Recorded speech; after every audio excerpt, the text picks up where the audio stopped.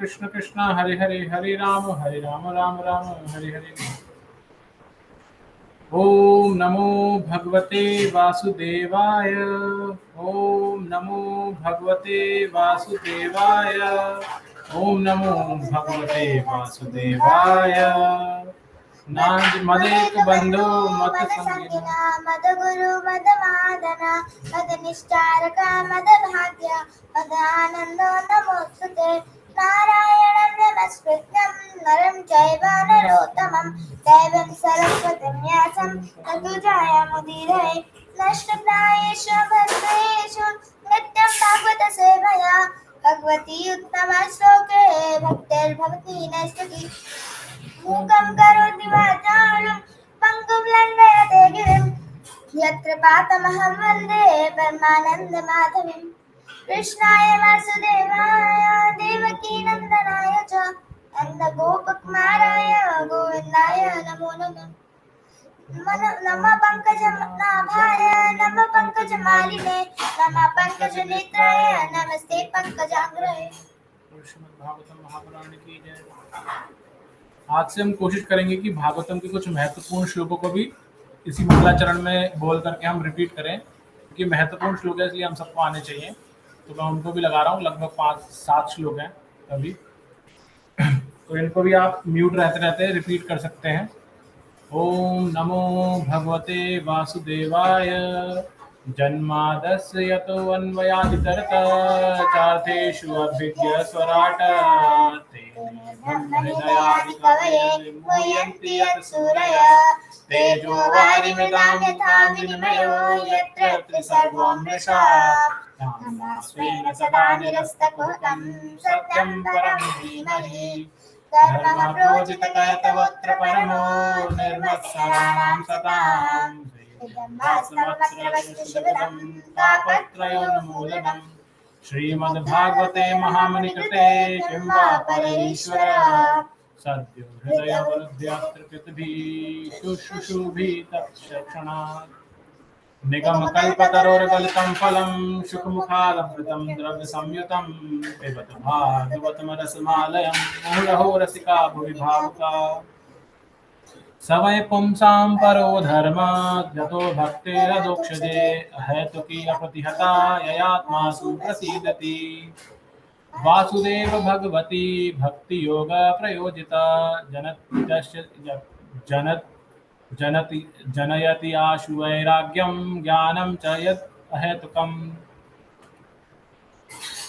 अत पुंभी द्विजश्रेष्ठा वर्णाश्रम विभागशः स्वनिष्ठितस्य धर्मस्य संसिद्धि भरितोषणम्। और अंतिम है ये भागवत का सबसे इंपॉर्टेंट श्लोक बताया जाता है। इसको बताया जाता है, ये भागवत का परिभाषा सूत्र है, तो ये आप सबको याद होना चाहिए श्लोक। एते चांश कला पुंसा कृष्णस्तु भगवान स्वयं इंद्रादि व्याकुलं लोकं मृडयन्ति युगे युगे। धन्यवाद सभी का। तो हम प्रभु जी इनको व्हाट्सएप पर डाल दीजिएगा। हाँ प्रभु जी बिल्कुल, यस, व्हाट्सएप पे भेज दूंगा सभी को। तो अब हम प्रथम स्कंद के 13वें अध्याय, जिसका शीर्षक है धृतराष्ट्र के द्वारा गृह त्याग, उस अध्याय का अध्ययन कर रहे हैं। सभी भक्तों का आज की कक्षा में स्वागत है। हम इसके 15 श्लोक पढ़ चुके हैं, जिसमें हमने देखा है किस तरह विदुर जी अपने हस्तिनापुर वापस आते हैं और सभी जो हस्तिनापुर वासी हैं उनको ऐसा लगता है उनके प्राण वापस आ गए हों। उसके बाद हमने देखा कि किस तरह से युधिष्ठिर महाराज ने उनकी आवभगत की, उनको यथाउचित सम्मान देकर उनको विश्राम करके उसके बाद उनसे जिज्ञासा करनी प्रारंभ की। जिज्ञासाओं में सर्वप्रथम उन्होंने उन्हें उनके प्रति कृतज्ञता दिखाई कि किस तरह से उन्होंने पक्षपात करते हुए एक पक्षी जैसे अपने अंडों की रक्षा करता है उस तरह से उनकी रक्षा की बाल्यकाल से। और फिर उन्होंने जिज्ञासाएं प्रकट करनी शुरू करी कि आप कहाँ कहाँ गए, किन किन तीर्थ स्थलों पर गए और आप किस तरह से होते हुए आए। और फिर उसी समय उन्होंने भगवान कृष्ण और द्वारकावासियों के बारे में पूछा कि भगवान कैसे हैं वहाँ पर, और बाकी द्वारकावासी कैसे हैं, यदुकुल वंशी सब सही तो हैं। ऐसा करते करते हम आगे बढ़ते गए और उनकी जिज्ञासा चलती रही। उनके उत्तर दिए, लेकिन विदुर जी ने उनके बारे में ये नहीं बताया कि भगवान और यदुकुल का, भगवान अंतर्ध्यान हो चुका है, यदुकुल का नाश हो चुका है। इसको उन्होंने समय पर, सही परिस्थिति पर उन्हें अपने आप पता चलेगा, ऐसी विचार करके उन्होंने ऐसी खबर उनको नहीं दी। आगे फिर उन्होंने जिस उद्देश्य से वापस वो हस्तिनापुर आए थे तीर्थ स्थलों को छोड़ते, वो उद्देश्य था धृतराष्ट्र का गृह त्याग कराना, उनका तमोगुण से उन्हें सत्वगुण की ओर ले जाना, और इस तरह से वो उनसे चर्चा करना प्रारंभ करते हैं। अभी तक उन्होंने बेसिकली ये बताया है कि किस तरह से जितने भी जब उन्होंने बताना शुरू किया तो जितने भी परिवार के और लोग भी थे वो इस आध्यात्मिक जिज्ञासा की ओर आकर्षित हो गए थे। इससे हम आगे बढ़ते हुए आज से शुरू करेंगे। जो भक्त पढ़ना चाहते हैं वो हमेशा की तरह हैंड रेज रखें। अनुपम चंपकलता माता जी, आपसे स्टार्ट करेंगे।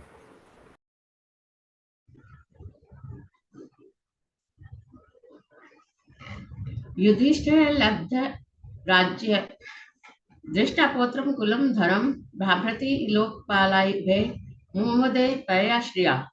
अपना राज्य वापस पाकर तथा एक ऐसे पुत्र का जन्म देखकर जो उनके परिवार की प्रशस्त परंपरा को आगे चलाने में सक्षम था, महाराज युधिष्ठिर ने शांतिपूर्वक शासन चलाया और उन छोटे भाइयों के सहयोग से जो सारे के सारे जनसाधारण के कुशल प्रशासक थे, असाधारण ऐश्वर्य का भोग किया। तात्पर्य श्रील प्रभुपाद जी के द्वारा। महाराज युधिष्ठिर तथा अर्जुन दोनों ही कुरुक्षेत्र के शुरू होने के दिन से ही अप्रसन्न थे, किंतु युद्ध में स्वजनों को मारने की अनिच्छा होते हुए भी उन्हें उसे कर्तव्य समझकर करना पड़ा था, क्योंकि भगवान श्री कृष्ण की परम इच्छा से इसकी योजना की गई थी। युद्ध के अंत में महाराज युधिष्ठिर ऐसे सामूहिक संहार से दुखी थे। एक प्रकार पांडवों के प्रांत कुरुवंश को चलाने वाला कोई नहीं था। यदि एकमात्र आशा शेष थी तो वह पुत्र वधु उत्तरा की कोख में स्थित बालक था, और उस पर भी अश्वत्थामा ने हमला कर दिया था, किंतु श्री भगवान की कृपा से वह बालक बच गया था। अतः सभी उपद्रवों के शांत होने तथा राज्य में शांति स्थापित होने पर और एकमात्र बचे हुए बालक परीक्षित को देखकर युधिष्ठिर संतुष्ट थे तथा क्षणिक और भ्रांत करने वाले भौतिक सुख के प्रति आकर्षण न होने पर भी मानव होने के कारण उन्हें कुछ चैन मिला था। हरे कृष्ण माता जी। हरे कृष्ण। नेक्स्ट जयप्रकाश प्रभु जी, आप पढ़िएगा। हरे कृष्ण प्रभु। एवं गृहेस्तु सक्तानां प्रमतानां तत् इह अतक्रमात् अव्यगत कालः परम दुष्त्रः। जो मनुष्य घरेलू विषयों में अत्यधिक लिप्त रहते हैं और उन्हीं के विचारों में मग्न रहते हैं, उन्हें दुस्तर सनातन काल अनजाने ही धर दबोचता है। तात्पर्य, मैं अब सुखी हूं, अब सब कुछ ठीक ठाक है, मेरे पास बैंक में प्रचुर धन है, अब मैं अपने लड़कों को पर्याप्त संपदा दे सकता हूं, अब मैं सफल हूं। ये भिखारी सन्यासी ईश्वर पर आश्रित तो रहते हैं, किंतु वे मेरे सामने हाथ फैलाने आते हैं, अतएव मैं परमेश्वर से भी बढ़कर हूं।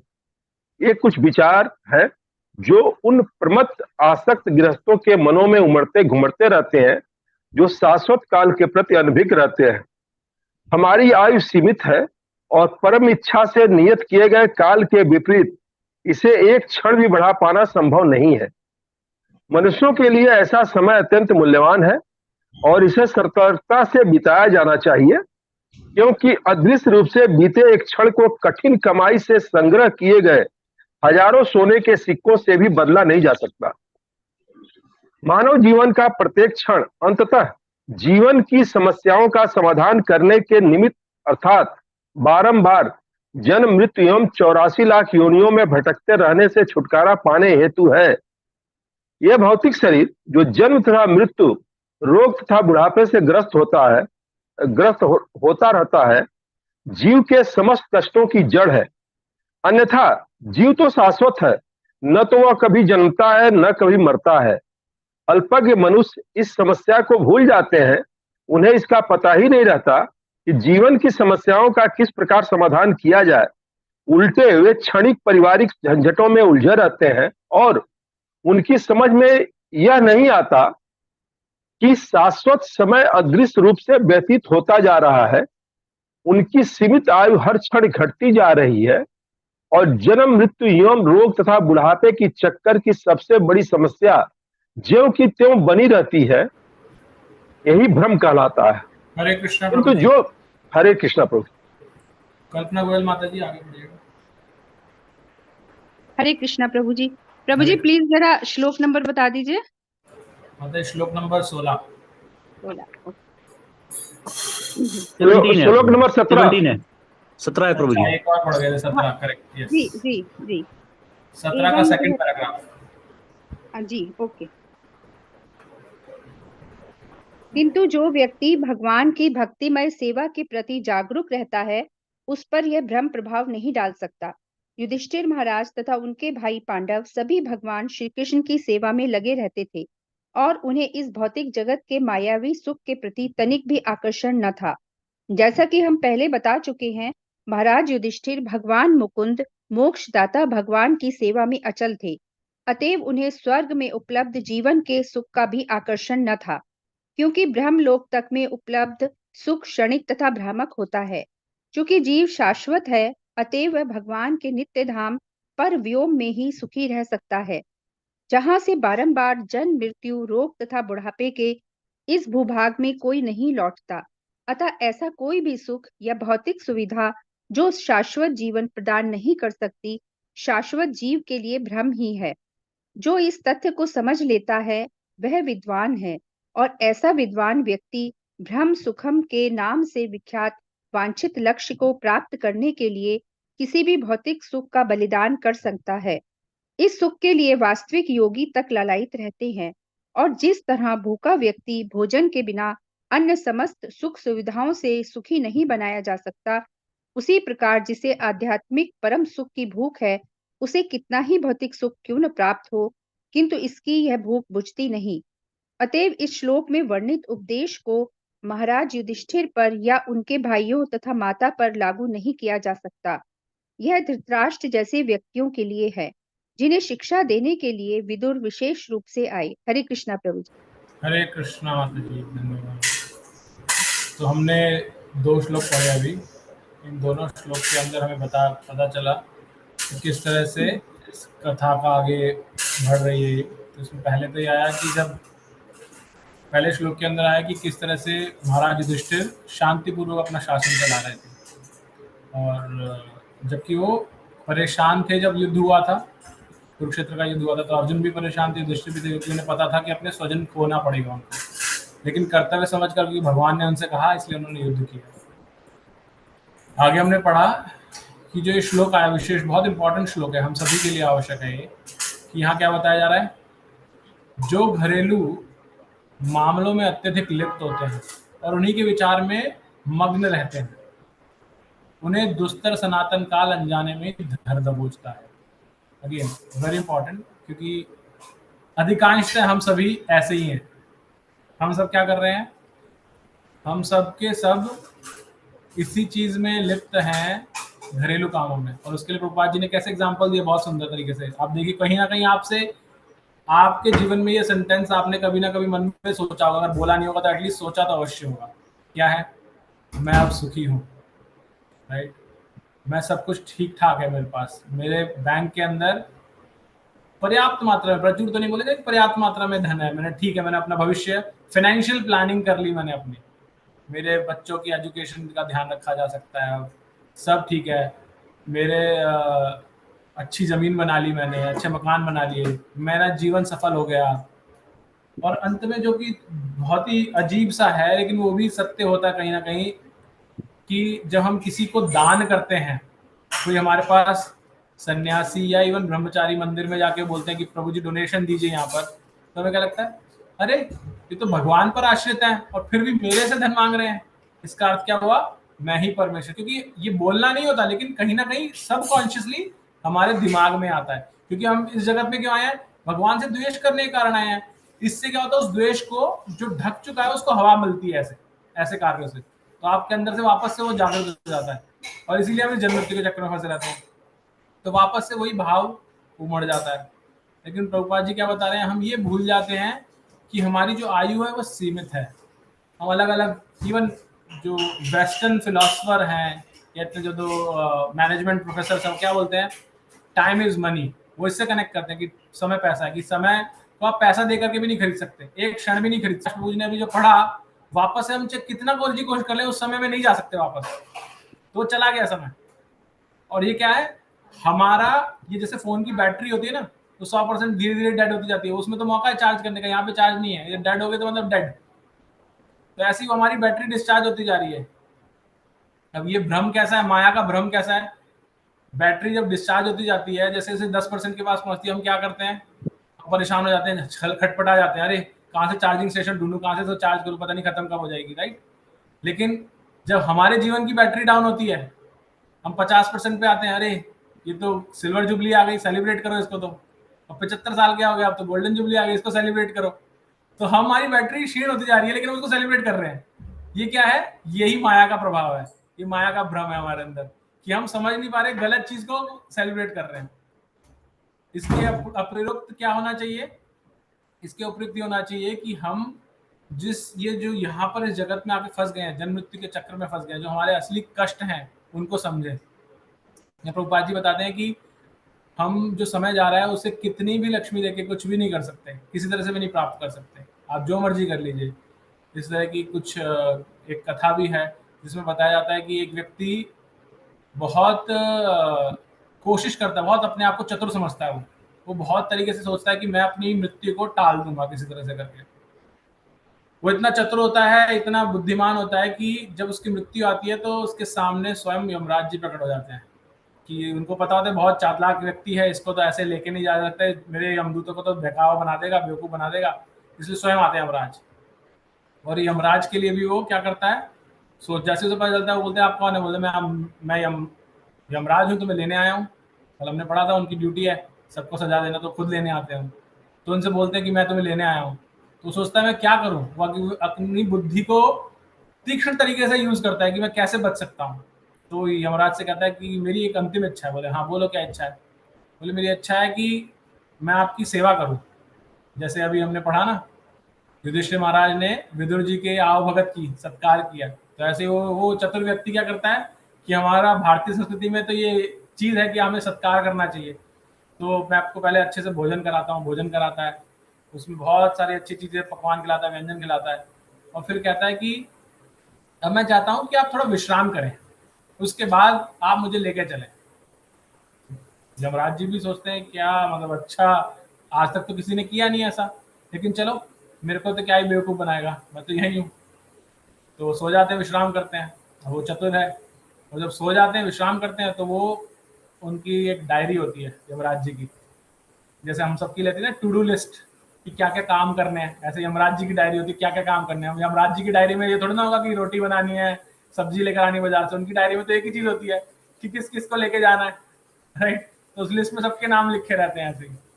तो जब नाम लिखे रहते हैं तो उसमें देखता है वो, अरे मेरा नाम तो सबसे ऊपर है, तो उसको ये नहीं पता होता कितने महीनों की लिस्ट है, कितने सालों की लिस्ट है, तो वो उस लिस्ट में से अपना नाम काट देता है वहां से और सबसे नीचे लिख देता है अपना नाम, चलो मेरे पास इतना टाइम तो आएगा। तो वो चतुर बनता है कैसे, ये सोच करके जैसे हम यहाँ पढ़ रहे हैं कि समय किसी के लिए एक्स्ट्रा नहीं आता, तो सोचता है मैं अपनी बैटरी एक्स्ट्रा चार्ज कर लेता हूँ इस तरह से कि अपना नाम नीचे लिख करके, जब तक आएगा नंबर उसमें कुछ साल निकल जाएंगे। खूब सारे पेजेस होते हैं, उन पेजेस को पलट करके तो कर देता है ऐसे। जब यमराज जी सो के उठते हैं तो बड़े प्रसन्न होते हैं, उनको फ्रेश लगता है, बड़े प्रसन्न हो जाते हैं कि तुमने बहुत अच्छी सेवा की मेरी, बहुत अच्छा लगा मुझे। तो बोलते हैं तो फिर चलें अब। तो कहता है कि हाँ आप चलिए, लेकिन मुझे ऐसा क्यों लग रहा है कि आप अपने डायरी के हिसाब से लिए। तो यमराज जी कहते हैं कि हाँ बात तो सही कर रहे हो, लेकिन यमराज जी कहते हैं तुमने इतनी मेरी सेवा की है, चलो मैं तुम्हारे लिए अपना नियम बदलता हूँ आज। बोलते क्या करूँ। बोले मैं तुम्हें ऐसे ले जाऊँगा तो तुम जल्दी मर जाओगे, मैं काम करता हूँ, तुम्हें समय देता हूँ। समय देने के लिए क्या करता हूँ मैं पीछे से शुरू करता हूँ अपनी डायरी, और तुम जब तक तुम्हारे पास तक आऊंगा तब तुम्हें बहुत टाइम मिल जाएगा। तो यमराज जी करते उल्टा है, लेकिन वो उल्टे के अगेंस्ट उल्टा हो जाता है, तो प्रकृति ने जो निर्णय लिया है वो बदल नहीं सकते यमराज जी भी। तो कितनी तीक्ष्ण क्यों ना हो, हमारी बुद्धि भी हमें नहीं बचा पाती। हम हमारे जो समय काल लिखा है उसी समय हमारी मृत्यु आएगी। आगे प्रभुपाद जी बताते हैं कि जो इस जीवन के सबसे बड़े कष्ट हैं वो क्या है, जन्म मृत्यु जरा यानी कि बुढ़ापा और व्याधि यानी कि रोग, यही सबसे बड़े शाश्वत कष्ट हैं। क्योंकि जीव तो शाश्वत है, वो ना कभी मरता है ना जन्म लेता है, लेकिन हम क्या करते हैं, हम इन बड़े कष्टों को भूल जाते हैं। हम भूल करके क्या समझते हैं, बालों को रंग लो तो भूल गए हम कि हम तो बूढ़े भी हो रहे हैं। लेकिन आप सत्य को नकार रहे हैं। जैसे बताया ना, बैटरी आपका 50वां बर्थडे आया तो सेलिब्रेट करना, ये भी वही माया का प्रभाव है। हम कोई समझाए तो भी नहीं समझते इस चीज को, तो भी सोचते हैं कि ये तो हमारा ही हित चाह रहा है, लेकिन हम सच्चाई को नहीं स्वीकार कर रहे कि हम एक्चुअल में मृत्यु के नजदीक जा रहे हैं धीरे धीरे करके। हम अगर कोई क्या बोलते हैं इसको, कुकर है आपके घर में, प्रेशर कुकर के ऊपर बनाने डिजाइनर ने क्या दिया, सीटी दी है, राइट। तो जब सीटी दिया है तो सीटी किस लिए है कि जब उसमें पक जाएगी चीज तो सीटी बजेगी। अब कोई व्यक्ति बोले सीटी तो बहुत शोर करती है, मुझे सीटी हटा देता हूँ मैं, सीटी को हटा के, अब सीटी हटा देगा तो गैस स्टीम नहीं बनेगी उसके अंदर, तो वो कहता है सील कर देता हूँ इसको, सीटी हटा दी और सील कर दिया, अब वो पका रहा है, तो ये फिर माया प्रभाव कर रही, क्या होगा, अब वो सीटी तो नहीं बजेगी लेकिन फट जाएगा। तो क्या किया उसने, सीटी जो उस बनाने वाले डिजाइनर ने उसके अंदर एक संकेत दिया था, उस संकेत को उसने ढक दिया अपनी कुचतराई लगा करके, राइट। तो इसी तरह से हम अपने जीवन में भगवान ने जो हमें संकेत दिए हम उनको ढक देते हैं। अब अगर किसी के समय के साथ में दांत झड़ गए, राइट, दांत झड़ गए, तो अब क्या है, नकली दांत लग जाते हैं, बाजार में जाके लगवा लो नकली दांत। तो ये भी एक्चुअल में भगवान का संकेत है। आपके बाल सफेद हो रहे हैं, ये एक संकेत है। दृष्टि धीमी होती जा रही है, ये संकेत है।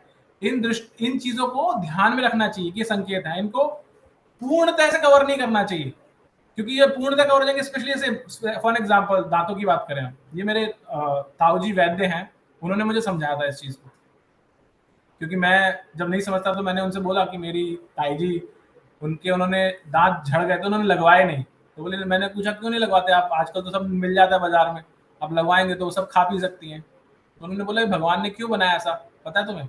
मैंने कहा नहीं पता। तो बोले जब हम आयु बढ़ती जाती है तो बढ़ती आयु के साथ में हमारे शरीर की जो जठर अग्नि होती है वो कम होती जाती है और हमारी पाचन शक्ति कम होती जाती है।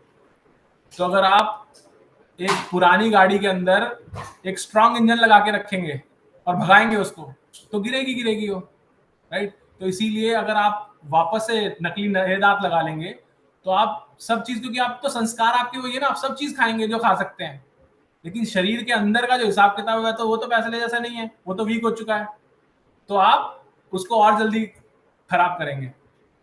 तो ये अगेन एग्जांपल तो मैं ये नहीं कह रहा कि ऐसा ही कीजिए सर, बट पॉइंट ये है कि ये सब संकेतों को हमें समझना चाहिए जो ये हमें लेके जा रहे हैं, ना कि हम बाकी झंझटों में, पारिवारिक झंझटों में फंसे हुए हैं कि ये ऐसा क्यों हुआ, वो ऐसा क्यों नहीं हुआ, इसका कब विवाह होगा, इसकी पढ़ाई कितनी होगी, कब इसका पैसे जुड़ेंगे इतने। ये सब चीजें बहुत छोटी हैं, जो बड़े हमारे जीवन के कष्ट हैं उनके प्रति। सबसे बड़े कष्ट सिर्फ जन्म, मृत्यु और जरा व्याधि है। कोई चीज अगर इनका उत्तर दे पा रही है तो आपको उस पर ध्यान देना चाहिए, अन्यथा अपना समय व्यर्थ में ही नहीं गंवाना चाहिए। कई बार हम यहाँ पे भी चर्चा करते हैं, हम अलग अलग तरह की चर्चा में घुस जाते हैं, अरे ऐसा क्यों हुआ प्रभु जी, वहां पे उन्होंने ऐसा क्यों नहीं किया, ये क्यों नहीं किया। आप जिज्ञासा करें, लेकिन जिज्ञासा को अपने कंपास से नाप के देखें, क्या ये जिज्ञासा मुझे इन जन्म मृत्यु के चक्र से उत्तर दिलवाने की कोशिश कर रही है? नहीं कर रही है तो वो व्यर्थ की जिज्ञासा है, राइट। तो इनको हमें ध्यान देना चाहिए। अंत में हम देखते हैं, प्रभुपाद जी बताते हैं कि हम सब, इवन युधिष्ठिर महाराज ने स्वर्गलोक और ब्रह्मलोक तक को नकार दिया। क्यों नकार दिया? क्योंकि वो ये जानते हैं कि ये जो सब क्या है, क्षणिक है, और जो जीव है वो भगवान का शाश्वत दास है, और उसके लिए भगवान का जो नित्य धाम है वहीं पर सुख है जहां से वो अपने इस जन्म मृत्यु के चक्र से बाहर निकल सकता है। और यही चीज भगवान ने भगवद गीता के 8वें अध्याय के 16वें श्लोक में बताई है। भगवान क्या बताते हैं? आ ब्रह्म भुवनालोका पुनरावर्तिनो अर्जुना मामुपेत्य तो कौन्तेय पुनर्जन्म न विद्यते। अर्थ क्या हुआ इसका? ब्रह्मलोक से लेकर के इस निम्न लोक तक, आ ब्रह्म भुवनालोका पुनरावर्तिनो अर्जुना। पुनरावर्तिना का अर्थ क्या है? पुनरावर्तिना मतलब आप बार बार जन्म मृत्यु लेते रहेंगे, जन्म लेंगे मरेंगे, फिर जन्म लेंगे मरेंगे। ये कहां से? ब्रह्मलोक से लेके मृत्यु बहुत नीचे पाताल लोक तक, यही है। आ ब्रह्म भुवनालोका पुनरावर्तिनो अर्जुना। उसके बाद भगवान क्या बताते हैं? मामुपेत्य तो कौन्तेय, लेकिन जो मेरे धाम को आता है, मामुपेत्य तो कौन्तेय पुनर्जन्म न विद्यते, उसका पुनर्जन्म नहीं होता। तो जब पुनर्जन्म नहीं होगा तो आप जन्म मृत्यु जरा व्याधि के चक्र से बाहर निकल सकते हैं। तो ये हमें इसके बारे में बताया गया। अंत में ये बताते हैं प्रभुपाद जी कि जब कोई व्यक्ति भूखा होता है तो उस भूखे व्यक्ति को आप कितने तरह की भी सुख सुविधाएं प्रदान करें, राइट, उन सुख सुविधाओं के आगे भी क्या, जब तक उसको भोजन नहीं मिलेगा वो सुख सुविधाएं सब व्यर्थ हैं, किसी कार्य की नहीं है। इसी तरह से जो व्यक्ति आध्यात्मिकता की खोज में है, उस परम सुख की खोज में, उसको उसकी भूख है, उसको आप कितने भी भौतिक सुख संपत्ति प्रदान करें, उससे उसकी आध्यात्मिक भूख नहीं मिटेगी। तो ये बताते हैं प्रभुपाद जी बताते हैं कि ये जो श्लोक है ये पांडवों के लिए नहीं बताया गया, अपितु जो इन चक्रों में फंसा हुआ है व्यक्ति यानी कि धृतराष्ट्र, उन जैसे व्यक्तियों के लिए शिक्षा दी जा रही है और वो शिक्षा देने के लिए ही विदुर यहाँ पधारे हैं, राइट। तो किसी भक्त को कुछ ऐड करना है या कोई जिज्ञासा तो आप कर सकते हैं अभी, अन्यथा हम आगे बढ़ेंगे। हरे कृष्णा प्रभु जी। हरे कृष्णा माता जी। यस माता जी। प्रभु जी, जैसे अभी आपने कहा कि जो धृतराष्ट्र जैसे व्यक्तियों के लिए है जिन्हें शिक्षा देने के लिए विदुर विशेष रूप से आए, तो ये आज का जो आधुनिक युग है तो ये आज पूरी जनता ही धृतराष्ट्र की तरह ही जीवन जी रही। उनको अगर कृष्ण भावना का कुछ संदेश हम लोग देना भी चाहें तो वो लेना नहीं स्वीकार कर रहे हैं कि ये लेना भी चाहिए। कृष्ण को मानेंगे जरूर, लेकिन कृष्ण की शिक्षा को ग्रहण करने में उन्हें प्रॉब्लम है। तो आज की जो जनता है तो वो तो धृतराष्ट्र की तरह ही है। प्रभु जी बता रहे थे कृष्ण को तो मानते हैं लेकिन कृष्ण की नहीं मानते जी प्रभु जी, वो कृष्ण की तो शिक्षाओं को नहीं ग्रहण करना। भगवत गीता के लिए इतना प्रयास किया जाता है, लेकिन पढ़ना भी है तो अपने ही स्तर से पढ़ना है, अपनी सोच से पढ़ना है। मतलब लेक्चर सुनने के लिए समय नहीं है लोगों के पास। ऐसा बहुत दिक्कतें होती हैं 16 प्रचार में। अभी हमारे यहाँ आनंदम महोत्सव हुआ था प्रभु जी, तो उसमें एक प्ले किया गया था प्रभुपाद जी यूथ आर्मी के द्वारा। बहुत सुंदर प्ले था। उसमें ये सब चीजें बताई थी कि यूथ किस तरह से भ्रमित हो रहा है, भटक रहा है। लोगों को जागरूक करने के लिए वो हम ग्रुप में शेयर करेंगे, उसको सभी लोग देखिएगा। और ज्वलंत समस्याएं हैं उसमें ही दिखाई गई थी, और फिर प्रभुपाद जी ने जो शिक्षाएं दी हैं उसका भी विवरण है उसमें। बहुत अच्छा प्ले था वो। तो हरे कृष्णा प्रभु जी, यही ऐड करना था उसमें।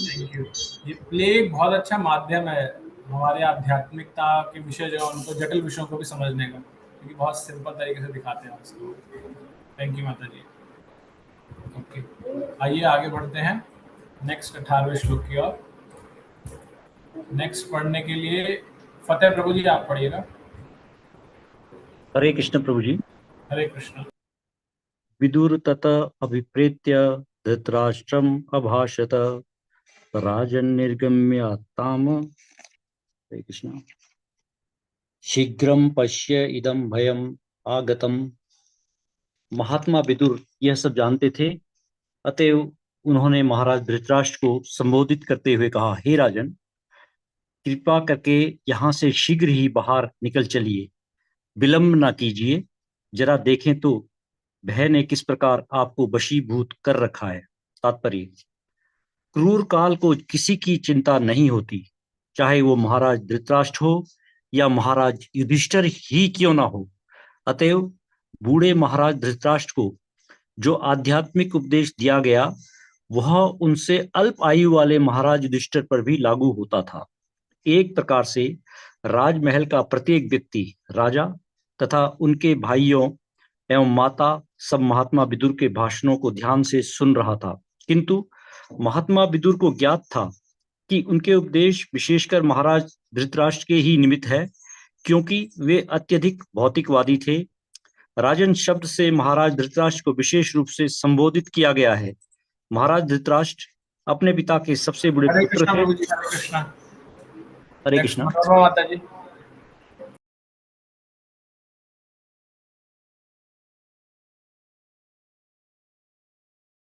मनोरमा माता जी। अच्छा, हरे कृष्ण प्रभु जी। यस माता जी।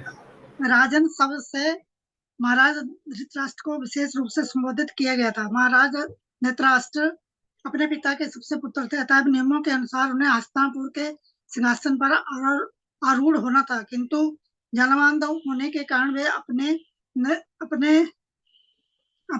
न्यायोचित अधिकार से अयोग्य मान लिए गए थे। वे इस शोकावस्था को भूल नहीं पाए, किंतु अपने छोटे भाई पांडु की मृत्यु के पश्चात ये निराशा कुछ कम हो गई। उनके छोटे भाई अपने पीछे कुछ अल्पवयस्क पुत्र छोड़ गए थे, अतः महाराज धृतराष्ट्र उनके स्वाभाविक अभिभावक बन चुके थे, किंतु उनकी हार्दिक अभिलाषा ये थी कि वास्तविक राजा बने रहे और अपना राज्य दुर्योधन आदि अपने पुत्रों को हस्तांतरित कर दें।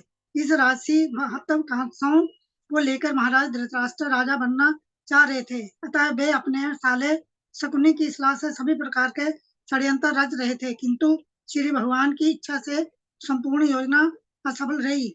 वे अंतिम अवस्था में भी अपना सब कुछ, सारे परिजन तथा अपना संपूर्ण धन खोकर भी राजा बना रहना चाहते थे, क्योंकि वे महाराज युधिष्ठिर के ताऊ जो थे।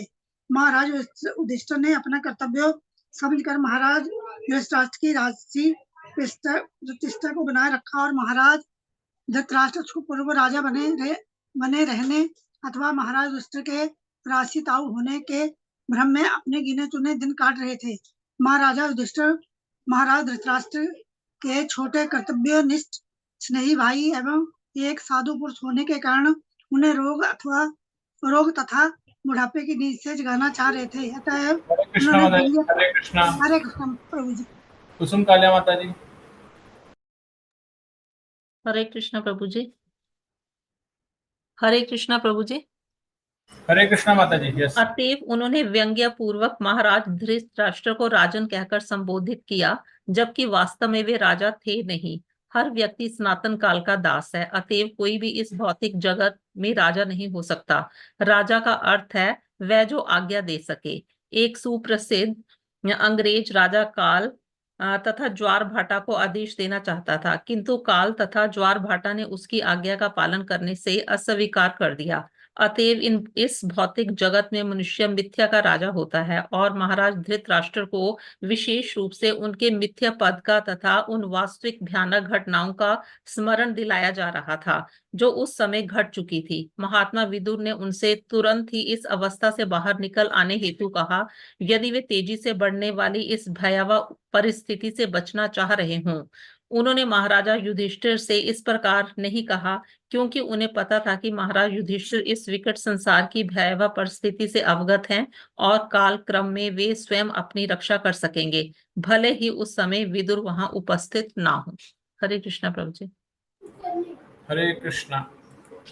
तो हम देखते हैं यहाँ पर इस श्लोक के अंदर विशेष तौर पर एक शब्द का प्रयोग हुआ है जिसके ऊपर पूरी चर्चा हुई है यहाँ पर, कि अब विदुर जी धृतराष्ट्र को ज्ञान प्रदान करना शुरू करते हैं। सबसे पहला उनका क्या होता है, उनको बोलते हैं, हे राजन, कृपया करके यहाँ से शीघ्र बाहर निकल चले, विलंब ना कीजिए। जरा देखें भय ने किस तरह आपको वशीभूत कर रखा है। रूपाल जी यहाँ पूरे तात्पर्य में समझाते हैं कि जो राजन शब्द है ये व्यंग्यात्मक तरीके से किया गया है। प्रभु क्यों किया गया है? क्योंकि धृतराष्ट्र अपनी कुर्सी से बहुत आसक्त था, उसे राजा बने रहना था। बचपन में वो अंधा होने के कारण जब युवराज बने उसके बाद उनको राजा नहीं बनाया गया। फिर उसके बाद पांडु बन गए थे, लेकिन पांडु के जाने के बाद भी राजा बन गए। फिर वो अपनी कुर्सी को छोड़ना नहीं चाह रहे थे, वो सब भूल गए थे। ऐसी इतना ज्यादा आसक्ति थी उस कुर्सी के साथ में, उनकी उस राजा की पदवी के साथ में, कि उनके सब पुत्र मर गए। और जिसने उनको मारा ये उन्हीं के पास ही, क्योंकि वो जानते थे कि वो रेस्पेक्ट करते मेरी, मैं उनका ताऊ बन के राजसी आनंदों का भोग कर सकता हूँ, वो स्थिति में बैठे रहे।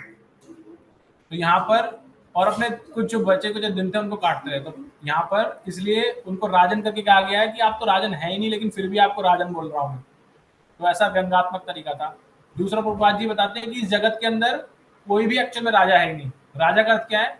जो सब पे नियंत्रण कर सके, यानी कि ईश्वर। ईश्वर का अर्थ भी वही कंट्रोलर। और हमने क्या देखते हैं, भगवान बोलते हैं भगवत गीता के अंदर 5वें अध्याय के 29वें श्लोक के अंदर, भोक्ताराम यज्ञ तपसाम सर्वलोक महेश्वरम।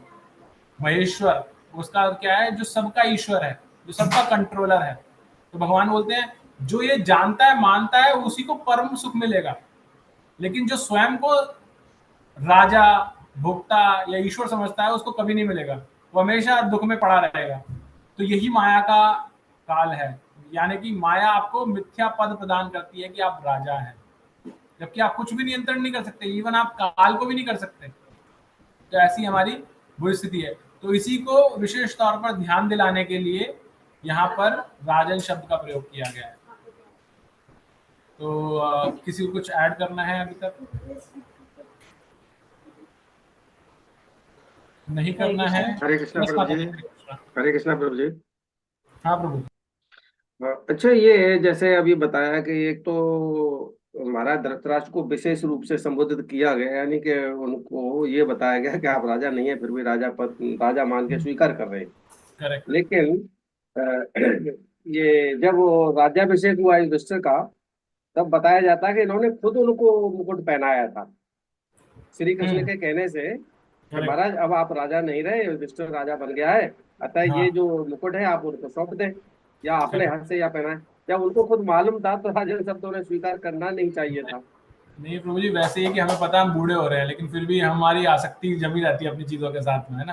तो वैसे ही है ये कि राजा का पद तो छोड़ दिया उसने, लेकिन आसक्ति अभी वो अपने आप को राजा सुनकर के बहुत आनंदित महसूस करता है, इसलिए बोला गया है इसको। जी।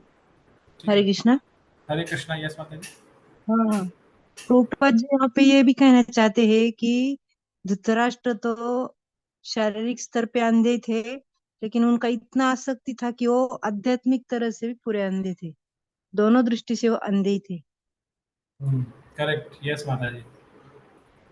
और वही जो पहले हरे माता जी ने कृष्णा प्रभु जी। बताया, एक सेकंड प्रभु जी, और जैसे माता जी ने बताया पहले, इंदुलेखा माता जी ने, ये जो धृतराष्ट्र है हम सब हैं, क्योंकि हम आध्यात्मिक दृष्टि से सभी अंधे हैं उस पॉइंट से। यस प्रभु जी। प्रभु जी हरे कृष्णा। एक सेकंड माता जी, पहले संजय प्रभु जी को बोलने दीजिए। हाँ संजय प्रभु। हरे कृष्णा। यस प्रभु जी। हाँ, मुझे एक जिज्ञासा है कि जैसे कि हर कारण के पीछे, हर डेवलपमेंट के पीछे एक कारण होता है। जैसे धृतराष्ट्र के 100 पुत्र क्यों हुए, उसका भी कारण है। जैसे आपने कल अच्छी तरह से समझाया कि यमराज को क्यों धरती पे आना पड़ा, क्योंकि भक्ति पूरी नहीं हो पा रही थी। इसी तरह से मेरे एक क्वेश्चन वहीं पे डेवलप हुआ माइंड में कि धृतराष्ट्र अंधा क्यों था, उसको किस चीज की सजा मिल रही थी, ये उसकी पृष्ठभूमि मुझे नहीं पता। अरे प्रभु जी, कथाओं में तो अलग कथाएं हो सकती हैं, मुझे उनके बारे में जानकारी नहीं, ऐसा कुछ लग रहा है, धुंधला सा कुछ सुनी है मैंने, बट अगेन मैं अधूरी बात को कोट नहीं करना चाहता यहाँ पर। जी जी। और तो मैं उस पे कमेंट नहीं करूँगा, लेकिन कुछ और भी, एक तो ऑब्वियस सा रीज़न है, भगवान इन सब कथाओं के द्वारा, जैसे हमने बोला ना, वो आज हम सब हैं, वो सिर्फ बाह्य दृष्टि से नहीं था, वो आध्यात्मिक दृष्टि से भी अंधा था। और ये आसक्ति के कारण हम सब भी ऐसे ही हैं। तो हम सबको सिखाने के लिए कि अगर हम ऐसे आसक्त होंगे तो हम कैसी परिस्थिति में क्यों ना पड़े रहे, हम वो करते रहेंगे, राइट। जैसे फॉर एग्जांपल, बहुत सिंपल सी चीज है, यही आसक्ति, जो आसक्ति इसको किसके साथ है, अपनी एक चीज के साथ आसक्ति है। ऐसे ही मनुष्य को, जैसे हम बिल्वमंगल ठाकुर के बारे में सुनते हैं, कथा के बारे में, राइट, अधिकांशतः काम वासना हमें जकड़ती है सबसे ज्यादा, वो सबसे ज्यादा बड़ी आसक्ति है जीव की। उसके लिए व्यक्ति, इवन प्रभुपाद जी ने अपने भगवत गीता के तात्पर्य में बताया गधे के बारे में, गधा पूरा दिन मेहनत करता है, कमाता है, और उसके बाद जाता है गधी के पास भोग करने के लिए, और उसे लात मारती है, उसे पता लात पड़ेगी, उसके बाद भी जाता है। ये क्या है, ये आसक्ति है। हमारे साथ, मनुष्य के साथ भी ऐसी होता है। तो ये आसक्तियां जो है, ये इस कथा के द्वारा दर्शाई जा रही हैं। जैसे मैंने बताया, एग्जैक्ट स्टोरी जो है पास्ट की, क्यों उनको ऐसा जन्म मिला, उसकी भी कुछ होगी, मुझे कथा के बारे में नहीं पता। हरे कृष्णा। यस हरे कृष्णा माता जी। हाँ, वो धृतराष्ट्र अंधे क्यों थे, तो इसके बारे में हमारे माँ सत्यवती माता जी ने एक स्टोरी बताया था कि ये धृतराष्ट्र पहले राजा एक शिकारी थे, मतलब उनको शिकार करने का बहुत बड़ा शौक था। तो वो एक दिन बहुत बड़े जंगल में गए, घनघोर जंगल था, तो वहां पे बरगद के बहुत बड़े बड़े पेड़ थे। तो वो एकदम अंदर चले गए, और वहां पे जो एकदम बहुत बड़ा सा पेड़ था, उसके ऊपर एक गरुड़ पंछी के घरटे थे पूरे पेड़ पे बरगद के, और सब पंछी बाहर गए थे बच्चों को खाना लाने के लिए। तो दो एकदम बूढ़े जो पंछी थे, वो वहां पे वो छोटे छोटे बच्चों की निगरानी कर रहे थे। तो वो ऊपर चढ़ने की कोशिश कर रहा था ये शिकारी। तो वो पंछी उनको आ नहीं दे रहे थे ऊपर। तो उसने क्या किया, पूरा पेड़ को ही जला दिया, आजू बाजू का घास फूस सब जला दिया। तो वो इतना जल गया, वो धक से, वो ऊपर जो घरटे में जो छोटे छोटे बच्चे थे, तो 100 बच्चे थे, वो पूरे जल गए। और वो जो बूढ़े थे वो आसपास ऐसे घूम रहे थे, पंख फड़फड़ा रहे थे, लेकिन इसको बिल्कुल दया नहीं आई उसके ऊपर, तो उन्होंने श्राप दिया उनको। जो सब उनके माता पिता थे वो भी वापस आ गए, धुआं देख के, मतलब जल गया है पूरा ऐसा पेड़। तो सब ने उनको श्राप दिया कि आपके भी बच्चे ऐसे मर जाएंगे, जल के मतलब ऐसा ये हो जाएंगे। तो इसके वजह से उनके भी बच्चे मर गए थे, और उन्होंने वही श्राप दिया था कि आप भी ऐसे अंधे हो जाओगे और आपकी भी बहुत बुरी हालत हो जाएगी। तो इसके वजह से वो अंधे थे। थैंक यू माता जी। हरे यस सर, अंतिम पॉइंट आई थिंक ज्ञानेंद्र माता जी आप कुछ कहना चाह रहे थे। हरे कृष्ण प्रभु जी। पॉइंट से ज्यादा बात मैं ये कह रही थी कि जैसे आजकल के सारे मनुष्य, सुलेखा माता जी ने कहा कि तृष्णा के पीछे भाग रहे हैं। इवन विशेष रूप से नेता मंत्री राजनीतिज्ञ बहुत ज्यादा करते हैं कि वो जो पोर्टफोलियो अगर उनका खत्म भी हो गया, उनका कांग्रेस का राज खत्म भी हो गया, फिर भी वो मतलब अनर्गल उल जरूल बातें कह के वो अपने उल्लू को सीधा करते हैं और जनता को बेवकूफ बनाते हैं। तो ये उनकी आसक्ति का ही कारण है। वो जान रहे हैं कि हम अब कुर्सी में नहीं हैं, लेकिन फिर भी मानजन जी उनको भटका। बिल्कुल सही है माता जी, बिल्कुल सही बोल रहे हैं आप। एंड अगेन हमारे शिक्षा गुरु ऐसा बताते हैं कि हम जो कुछ पढ़ते हैं ना, इससे ये शास्त्र क्या है, ये दो रूप से एक्शन करते हैं। शास्त्र एक तो आपके जीवन में एक लेंस का कार्य कर सकते हैं, और शास्त्र आपके जीवन में एक शीशे का कार्य कर सकते हैं। लेंस और शीशे में आपको अंतर पता है? लेंस जैसे चश्मा लगा रखा है आपने, जयप्रकाश प्रभु जी ने, कालीचरण प्रभु जी मुझे दिख रहे हैं, तो उन्होंने चश्मा लगाया, इसमें लेंस है। लेंस का क्या कार्य होता है?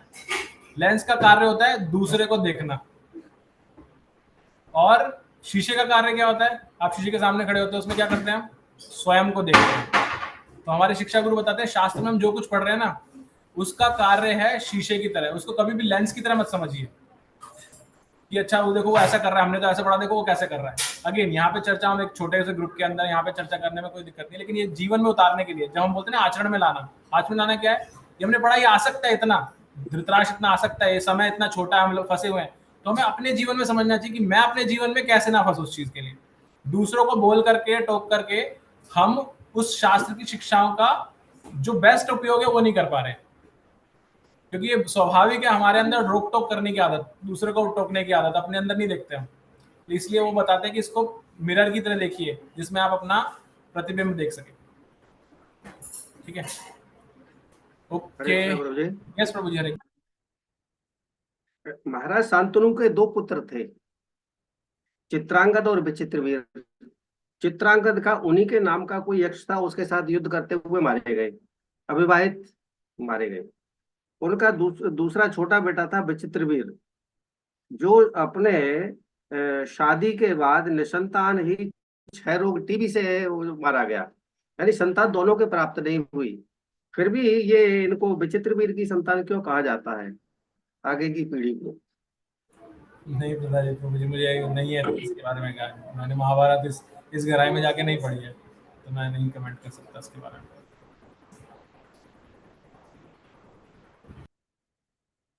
ठीक है प्रभु। ओके प्रभु जी। तो किसी और भक्त को अगर कुछ पता होगा तो बाद में आप शेयर कर सकते हैं। अभी हम कॉल को यहीं विराम देंगे। एक्चुअल में एक कॉल आया था, मुझे कहीं जाना है अभी, तो हम कल कंटिन्यू करेंगे आगे। तो आज हम इसको समाप्त करते हुए हरे कृष्ण महामंत्र वैष्णव प्रणाम मंत्र करेंगे। हरे कृष्णा कृष्ण कृष्णा हरे हरे, हरे राम राम राम हरे हरे। वांछा कल्पतरुभ्यश्च कृपा सिंधुभ्यश्च पतितानां पावनेभ्यो वैष्णवेभ्यो